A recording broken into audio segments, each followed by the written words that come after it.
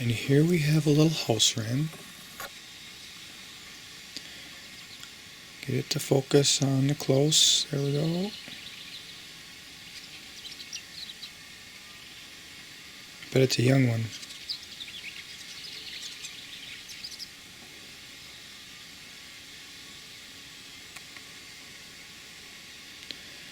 And in the distance,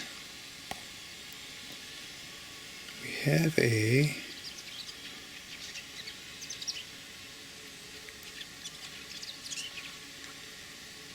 bittern.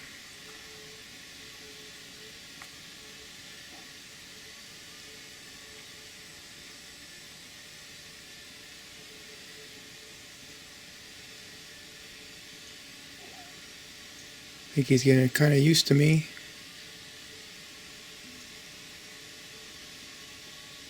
He's here to eat frogs, I'm sure.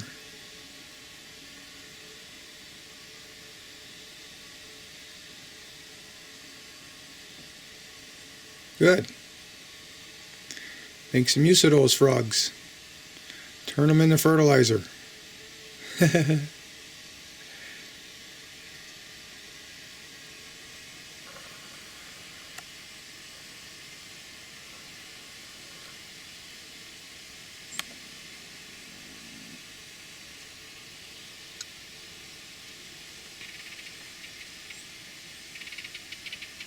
Bye-bye.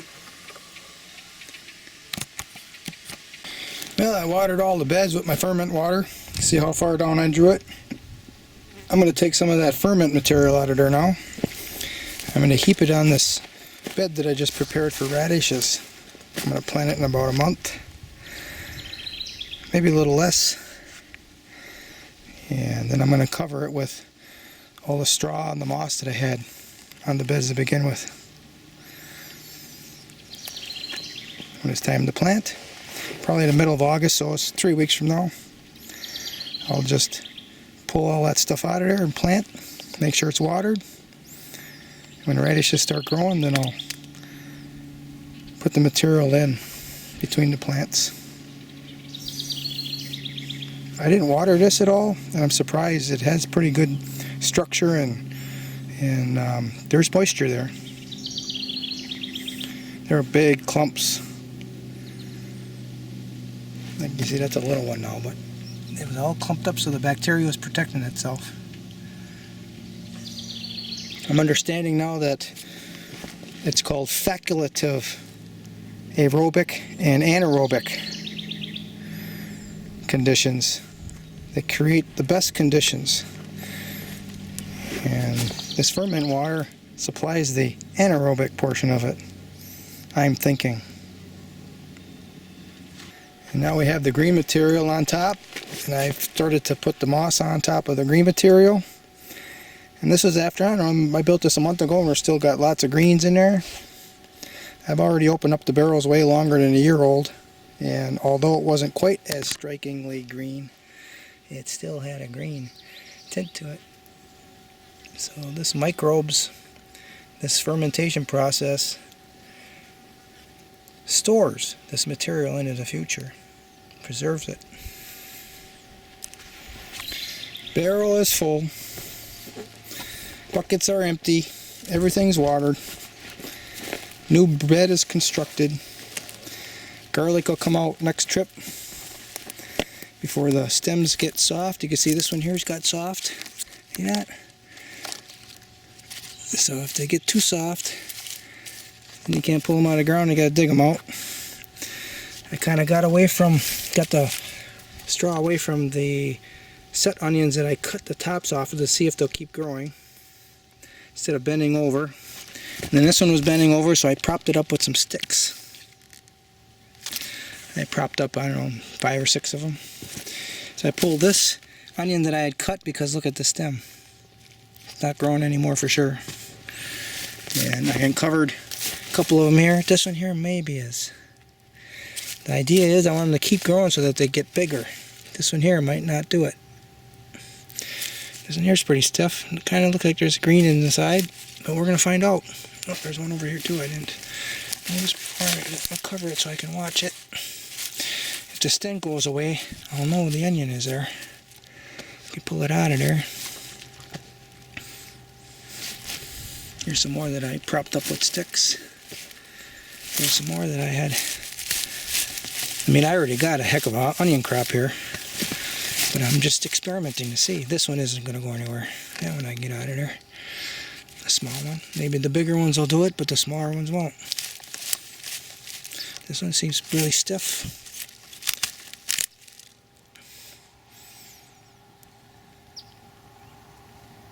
Oh, here's one that's definitely growing a new one. See that? That's what I want, right there. Keep growing. You know how many will keep growing? I don't know. I never did this before with stud onions.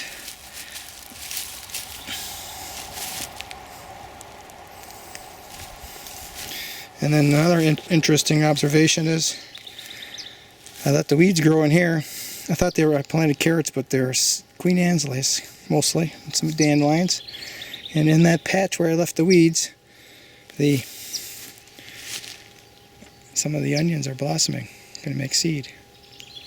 And then where I didn't have any weeds growing, none of them blossomed. So I don't know. Coincidence?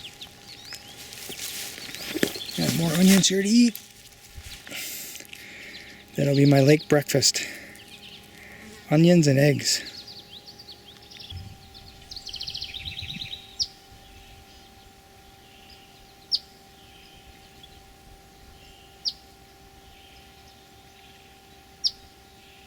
There's one heck of a cup plant right there. Look at the stem on this thing. See, there's still water in it. Ah, that's a nice one. I showed that one off over the last couple of years. Here's one that's kind of laying down here. Let's prop it up.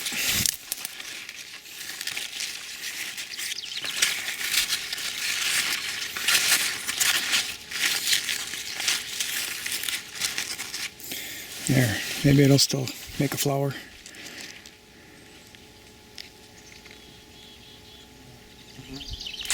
This one's going to make some dandies right here.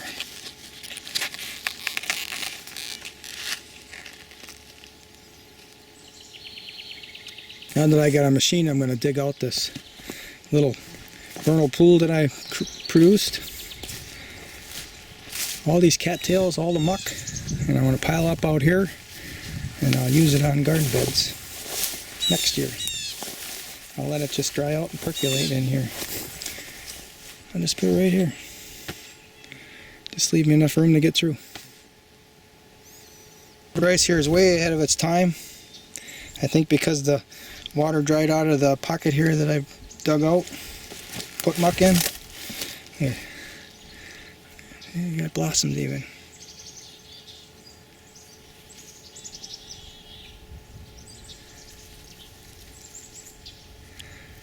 There's the rice forming right there.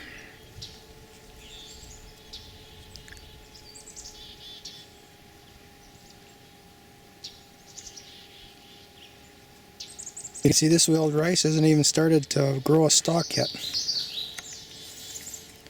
But the trench that I dug here years and years ago, 2013, it's filling up with muck and it's drying out quicker.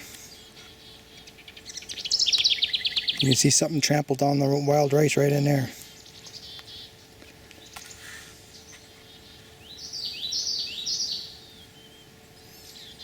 Now that I got the machine, I should come in here and trench that muck out of there and replant, because the wild rice grew fine in clay.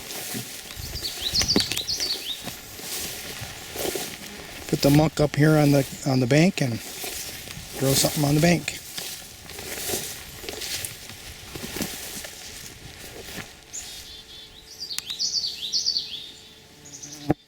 So something's in here trampling it down. I'm not sure. Doesn't look like anything's eating it. So it looks like something's been trampling it down inside of there as well. Here we got a pretty good stand. Don't need much to make it. I can see deer prints in there. That's what's doing it. They discovered a food source. So if this dries out a little more, I'll be able to get this peat moss out of here and use it, utilize it. I think I'm going to cut down these cattails and use it as mulch. Phragmites is starting to grow everywhere. I got to cut that. I always cut it first week or two of August. A couple more weeks I'll cut it. Maybe it was wind. Maybe we had a wind in here and knocked it down.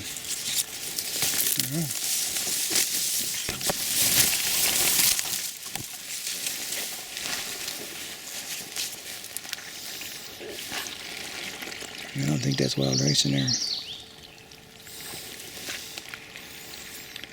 I'll take this cage out of here. In the next couple of weeks we'll see what's growing really well. Ooh, lots of little peeper frogs all over. See, some of the wild rice is heading out over there. Maybe the shade is taking them out. Oh, we got wapato. I don't mind this transitioning to wapato. Or, I don't mind cattails as much either. I don't eat them as much as I should because I got so many. So maybe next year. I've been thinking about it. One of these years I'll do it.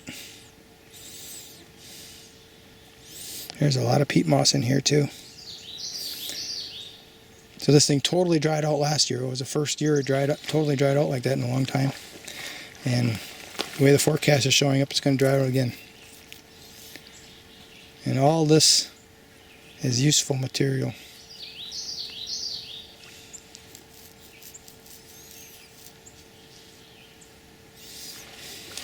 I think I know what's doing it. A muskrat. I think that's a muskrat burrowing in there looking to make a home in this bank. That's what it is.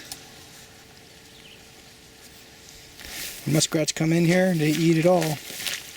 But there's so much this year that I don't think one muskrat's going to do any difference. Plus I still have the cages. Okay. Alright, I'll do a quick review of what I did today. There was a pile of topsoil here. I've distributed that to either side of the road. I separated all the rocks out. Might use them for something someday. But you can see I got this nice little flat here. Extra 6 inches or so of topsoil. On this side of the road. This is the access road right here, and I'm building it up with the clay. And this whole thing is going to be a clay top. I got rocks in there, and over the years I've been driving over the rocks and they've been sinking. So now with this clay on top, I think it's going to be pretty solid. At least I know it's going to be solid because I did the same thing back here. So I worked for about 2 hours, maybe a little longer. I think it burns about a gallon an hour, maybe a little more. But on this pond, I've got one of my little side deals finished. I want 3 of them here, so this is 1 of 3. I got a little deep area here. There's a little bit of a slot right there for water to come in when we have full water. And this is going to come up in cattails. I'm positive. Maybe wapato. Then back here, we're hoping for more wapato. It's got a little shallow bowl to it, and it's connected. There's a little trench right here where my boots are, leading to this deeper area. It's not quite the level of the water as it's drawing down. It drew down a little more than this last year, so we got 2 years in a row of not a lot of rain in the summer. So midsummer. And I want to do another one over there, just like this one, where it drops down into a hole and then into a flat. And I'd like to do another one over here, but maybe I won't want to take out that cedar tree. It's problematic. And that's going to be, I did one, that's enough for now. We'll see how it develops over the next year or two. On this side, I dug in some slats. I did this last time. There's 4 slots here now. You can see that they go. It's going to produce more edge. You can see wapato. That wapato is going to grow all over the place here. Cattails. Right here has been a traditional deer trail. There's going to be a lot of food in here for them now. I'm going to do this all the way around the pond. So I got this side done.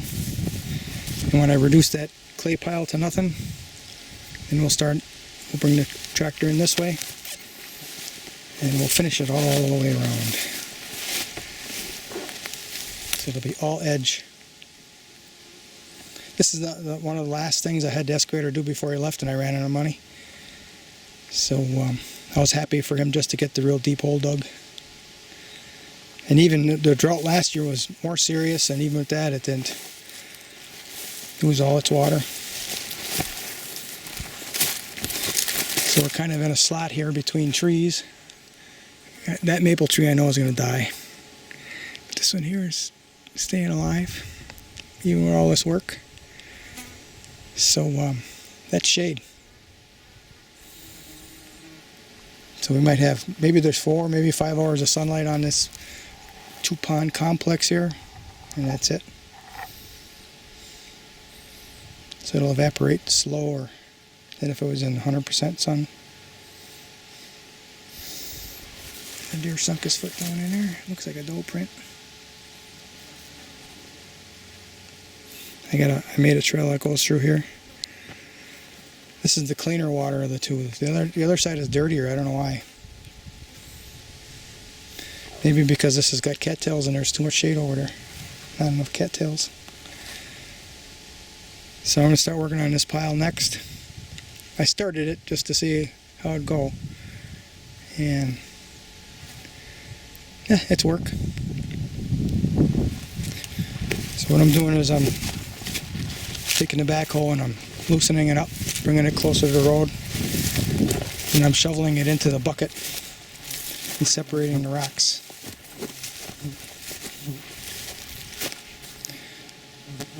You can see I took the backhoe and pile it up. So the next time I come here, first thing I'll do is I'll shovel this into the bucket, separate the rocks, and then I'll go over there to the road.